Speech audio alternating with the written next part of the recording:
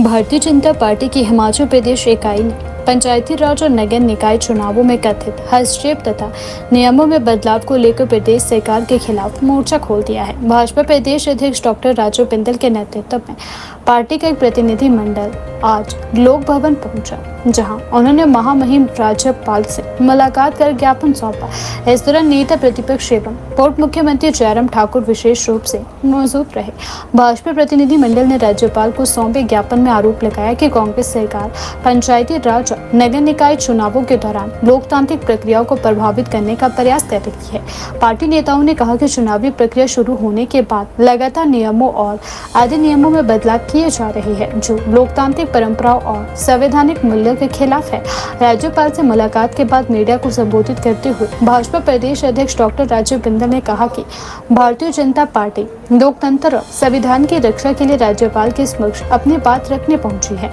उन्होंने कहा कि पंचायती राज और नगर निकाय चुनाव लोकतंत्र की बुनियाद होते हैं और हिमाचल प्रदेश में ये चुनाव किसी राजनीतिक दल के चुनाव चिन्ह पर नहीं लड़े जाते। इसके बावजूद कांग्रेस सरकार और मुख्यमंत्री चुनावी प्रक्रिया में अनावश्यक हस्तक्षेप कर रही है। डॉक्टर बिंदल ने आरोप लगाया कि चुनाव प्रक्रिया शुरू होने के बाद नियमों और अधिनियमों में संशोधन करना लोकतांत्रिक परंपराओं के खिलाफ है।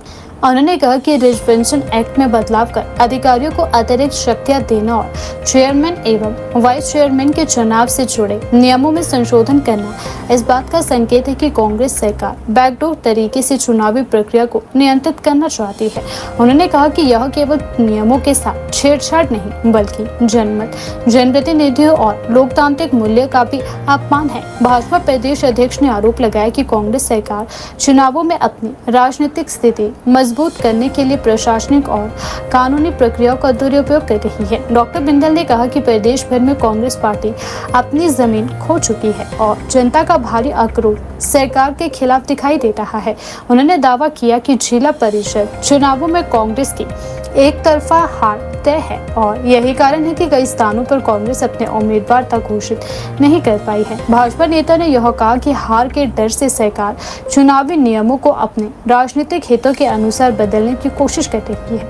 उन्होंने कहा कि भारतीय जनता पार्टी लोकतांत्रिक संस्थाओं और संवैधानिक प्रक्रियाओं की रक्षा के लिए मजबूती से खड़ी है और किसी भी कीमत पर लोकतंत्र को कमजोर नहीं होने देगी। भाजपा ने राज्यपाल से पूरे मामले में हस्तक्षेप और निष्पक्ष और पारदर्शी चुनाव सुनिश्चित करने की मांग की है। भाजपा द्वारा राज्यपाल को ज्ञापन सौंपने के बाद प्रदेश की राजनीति में एक बार फिर चुनावी माहौल गर्मा गया है। राजनीतिक जानकारों का मानना है कि पंचायत और नगर निकाय चुनावों को लेकर भाजपा और कांग्रेस के बीच आरोप प्रत्यारोप का दौर आने वाले दिनों में और तेज हो सकता है। फिलहाल अब सभी की नजरें राज्यपाल की प्रतिक्रिया और सरकार के अगले कदमों पर टिकी हुई है। हर प्रकार के नियमों को बदलकर, तोड़ मरोड़ कर चुनाव को हाईजैक करने का एक षड्यंत्र सरकार के द्वारा किया जा रहा है।